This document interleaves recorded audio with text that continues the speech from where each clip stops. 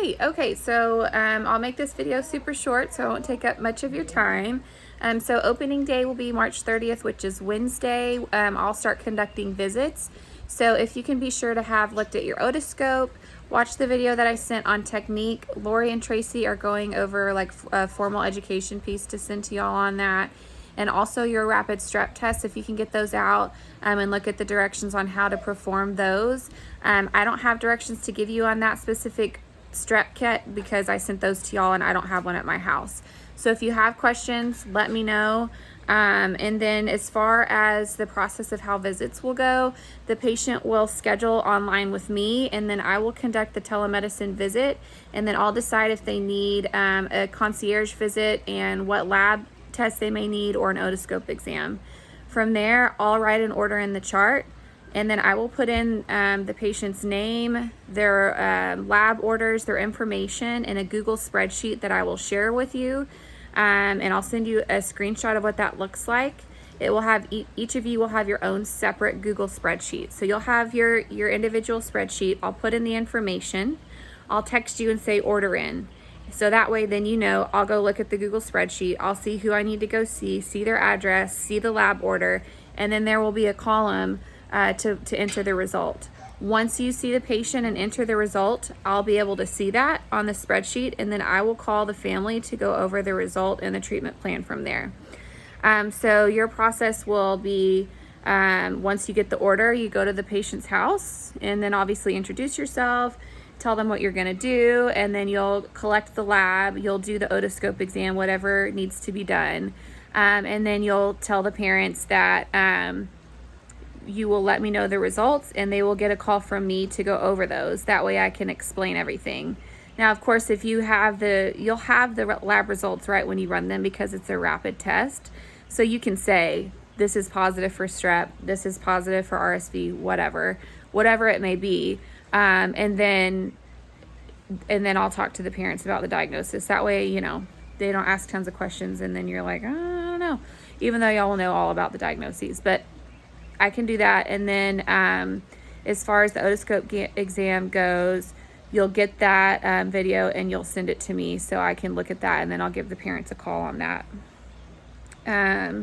Next, so we are a cash pay practice, which means we will not be accepting insurance. So everything will be done just straight cash, or they'll be able to check out with a credit card. They can use an FSA card, an HSA card, or just like a plain credit card. And they'll be able to check out through the charting platform when I'm doing my visit with them. So I'll be sure to get the payment from them. You won't have to collect any kind of payment on your visits.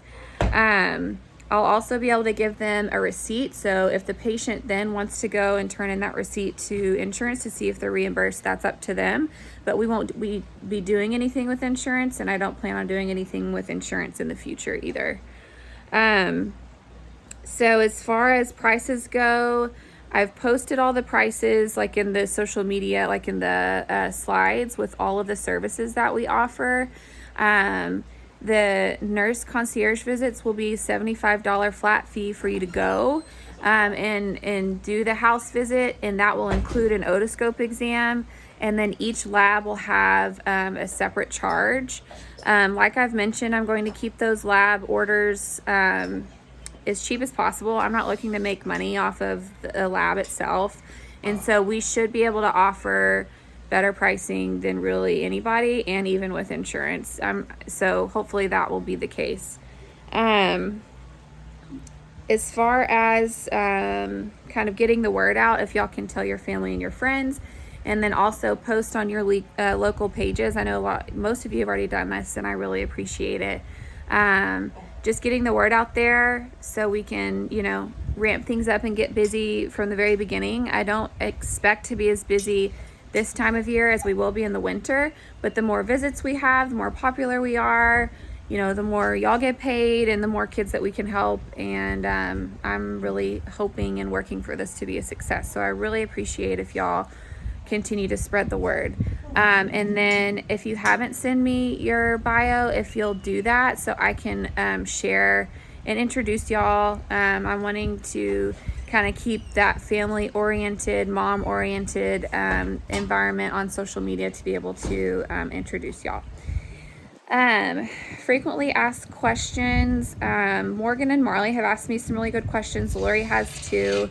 So I feel like I've tried to address those and answer all those questions in a text.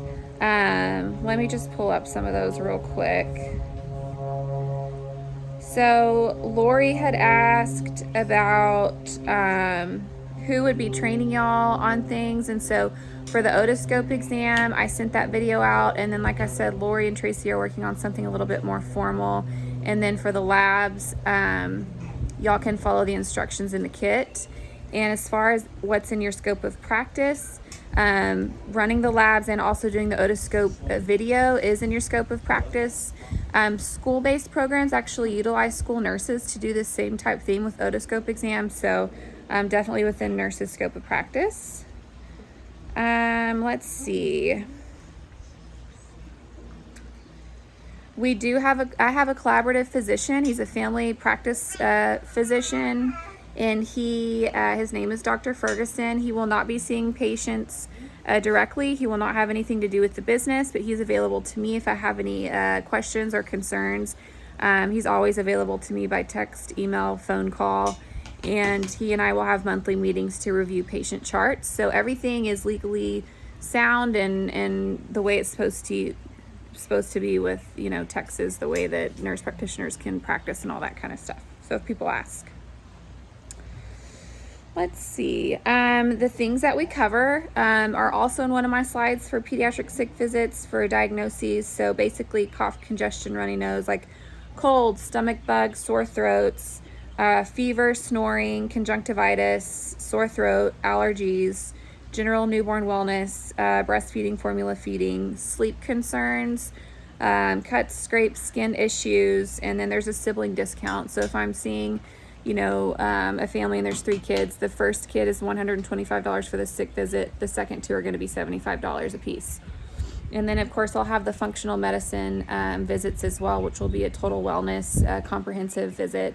For example, I have one scheduled this week for a 2-year-old who has had chronic constipation, belly issues, sleep problems, behavioral issues, and we'll do a whole workup on everything from lifestyle to nutrition to birth history, antibiotics, gut health, special diet supplements, and all of that. So it's going to be super comprehensive. Let's see. And then Morgan had some good questions.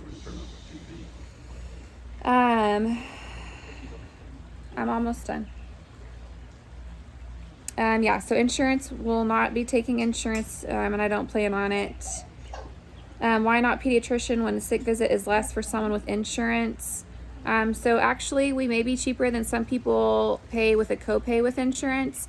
And then getting a patient in the same day will be a high priority for me. I know that's a common issue, is that people can't be seen on the same day with their pediatrician.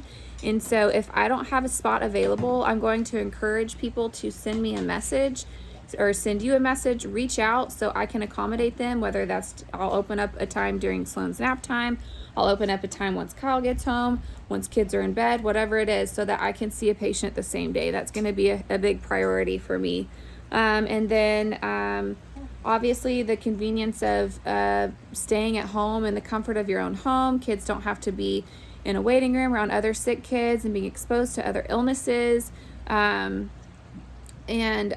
wait times and all of that. So it's totally up to people. If they'd rather be seen by their pediatrician, they should definitely do that, but there are huge perks to being able to stay at home. Morgan had asked about a home health assessment, if that will be a thing eventually, but I wasn't really sure what you meant by that, Morgan. And then some people afraid not to have a hands-on approach. So everything that we'll offer through the telemedicine visits will be only diagnoses that are appropriate to diagnose through a telemedicine visit. And so all of the things that I've listed are things that can easily be evaluated by video. Sore throat, I can see a picture or a video of their throat or look at their throat on a video. I can see their work of breathing, how they're breathing, and I can hear an audible wheeze through a video. Stomach bugs, those are all symptom-based. Skin stuff, I can see through a video. So, you know, there are certain things like I'm not going to advertise that I'm going to treat a migraine through a sick visit because I can't assess for that appropriately in a telemedicine. So the things that are safe to do through telemedicine is what we will treat. Things that need a hands-on approach, we will not. For example, a laceration, I cannot do that through telemedicine. They need to be seen in person where someone can suture them up. So, and then another benefit that we will offer for parents as opposed to going to a traditional pediatrician will be they will have the holistic approach of things. So in their sick visits, I'll also cover recommended supplements to help. For example, Briar Rose, what helps with cough, congestion, runny nose, vitamin C, recommended multivitamins for kids that are from really reputable companies that don't have all the fillers and dyes and all that kind of stuff in it, proper nutrition, how to really heal and bounce back from stomach bugs. I just had someone messaging me yesterday about a terrible stomach bug leaving terrible diaper rash. So we went over everything from the type of diapers, wipes, soap they're using, to probiotics, and also how you can use Greek yogurt and honey as a lather on their bottom to help restore with probiotics, with natural antibacterial, anti-inflammatory effects on the skin. So we'll offer just a whole different approach. Let's see. I've gotten resumes from most of you. If you haven't sent me a resume, if you'll please do that, so I can just have it on file. It does not have to be fancy. And then last, I'll need everybody's, if your address is not on your resume, if you'll send that to me. And then I need everyone's social security number so that I can have it for payments. And the way that I'll pay you, I know I had mentioned PayPal or Venmo. Apparently that's not very sound for payroll. So I will be giving you checks from my business account. So I will need your social security. If you want to send that to me in just like a voice memo, you can voice record it and text it to me. That way I can get it, and then once I play that recording, it goes away. Or you can call me, give it to me, whatever you're comfortable with. So I think this covered everything. If you haven't sent me your bio, please do that. Please send me your resume, and please share on the pages.